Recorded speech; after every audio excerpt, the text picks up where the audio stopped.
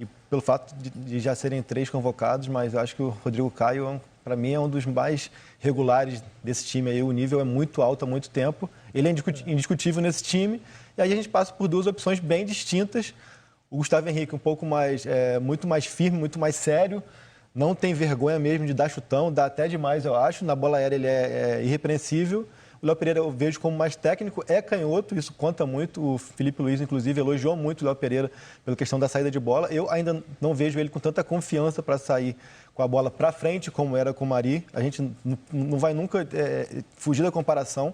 Não é dizer que é melhor ou pior, mas pela forma de jogar da equipe. Era fundamental para o time. Era fundamental, aquele cara com a bola esticada com muita eficiência também, a saída curta sempre vertical. Acho que o Léo Pereira ainda se arrisca pouco, mas também a gente tem que entender que a confiança vai vir também à medida que ele for jogando, que ele for tendo essa convicção de que ele é titular.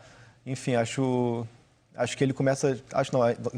A gente tem informação que ele começa jogando muito por essa questão de ser canhoto, de ter uma saída de bola melhor e tudo mais, mas repito que, na minha opinião, o Gustavo Henrique, como zagueiro, para o Flamengo não basta ser zagueiro, na época... E o Léo Pereira é muito mais rápido, né? Contra um adversário que vai tentar usar o teu costado, você precisa ter 2 zagueiros de boa movimentação e o encaixe é perfeito. Embora o Jesus tenha dito que para ele, assim, a questão do zagueiro ser rápido ou não é tão importante. Para ele é mais importante a questão do posicionamento.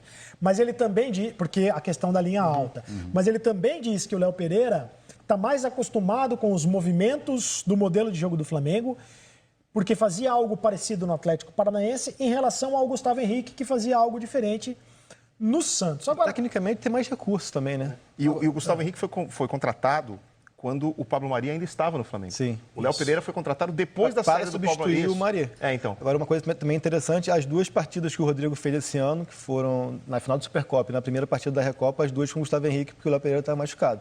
Então vai ser a primeira partida dos 2 juntos também, né? Interessante isso. Mas eu tenho visto alguns torcedores do Flamengo, você sabe que tem muito rubro-negro aqui no Rio de Janeiro, né? Vá. Qualquer o Brasil lugar todo, tem né? muito rubro-negro. O Brasil todo. Taxista, principalmente. É mesmo? Faz um teste hoje. Tá. Pergunta para o taxista para que time ele torce. Tá. É impressionante. Cara, o Data Cereto comprova, de 10 entre 10 taxistas, todos são Flamengo. O pessoal está pegando no pé do Gustavo Henrique. Né?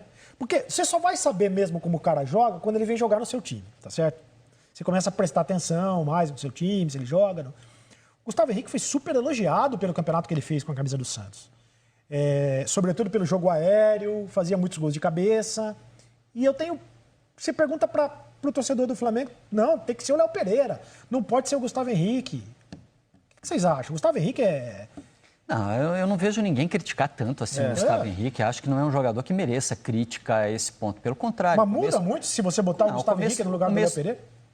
Muda por essas características todas que o Caê definiu, muda pela característica do time adversário, né? Que tipo de jogo você precisa? Se for um time que apela muito para a bola aérea, por exemplo, em Barranquilha, eu achei que o Gustavo foi um dos principais em campo, assim, foi muito bem na bola aérea, foi muito bem no combate físico, acho que ele foi muito bem lá.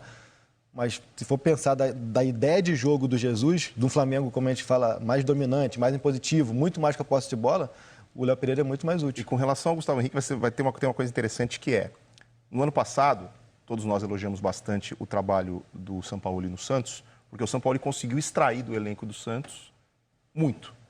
A gente ficou com a sensação de que os jogadores do Santos renderam o máximo que podiam nas mãos do Sampaoli.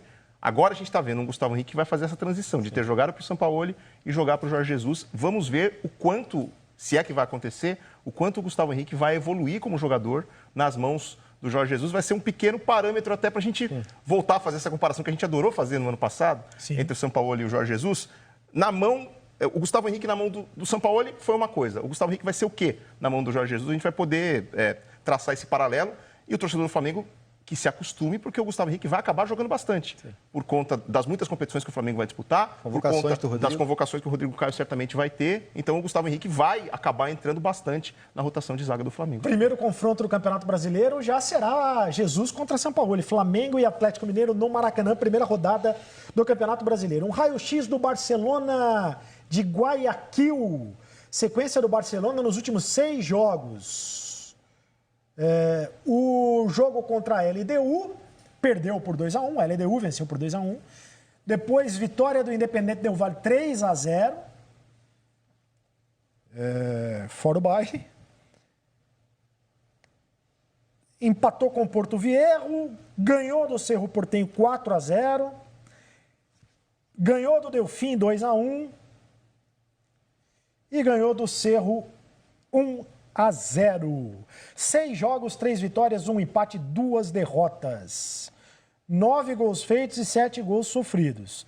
7º lugar do campeonato equatoriano com 5 pontos em 4 rodadas. Vocês estão dizendo que o Barcelona pode dar trabalho para o Flamengo? É tudo isso mesmo? Porque vem da sequência de Libertadores, porque é um time com ritmo, porque tem um estilo de jogo que talvez seja a grande ameaça ao Flamengo hoje, que é o time que contra-ataca, é o time muito vertical, com jogadores de passada larga, né? Então você tem que tomar cuidado com um adversário como esse. Mas a diferença é grande, você tem razão. O Flamengo e o cara que faz gol toda hora, né? Que já tem 8 gols no campeonato, o Martínez. O Flamengo que vem com 2 jogadores voltando de lesão, Rafinha e Rodrigo Caio, também tem que levar isso em conta diante de um adversário que vai exigir muito essa questão da recuperação, de repente. O jogo por dentro deles é muito perigoso. O time é um time que toca muito bem a bola por dentro, com velocidade. O Flamengo, é bom lembrar, tem essa dupla de zaga que não jogou junto ainda, com o Rodrigo Caio que está voltando, com adaptação de volante sem o Arão, para você ter aquele jogador de proteção de área adequado. Enfim, o Flamengo tem alguns problemas que o Barcelona de Guayaquil pode aproveitar. É um time que se expõe a isso. O Flamengo, ele se expõe a essa questão do outro time ter uma velocidade dessa bola enfiada pelas costas dessa linha alta. Mas até aqui ninguém conseguiu encontrar muito esses espaços, mas é um risco constante do Flamengo. O próprio Atlético Paranaense do Rony lá, quando ainda era início da gestão Jesus, conseguiu usar muito esses espaços. Lá na Arena em Curitiba foram 3 gols anulados por impedimento, para essa questão da linha perigosa e tudo mais. Aqui, o gol marcado pelo Rony é muito nisso, de usar essa velocidade, a bola por dentro, até do Bruno Nazário, que o Rony entra pelas costas das águas, era o início do trabalho. Ainda era Léo Duarte, do Rafinha chegando e tudo mais.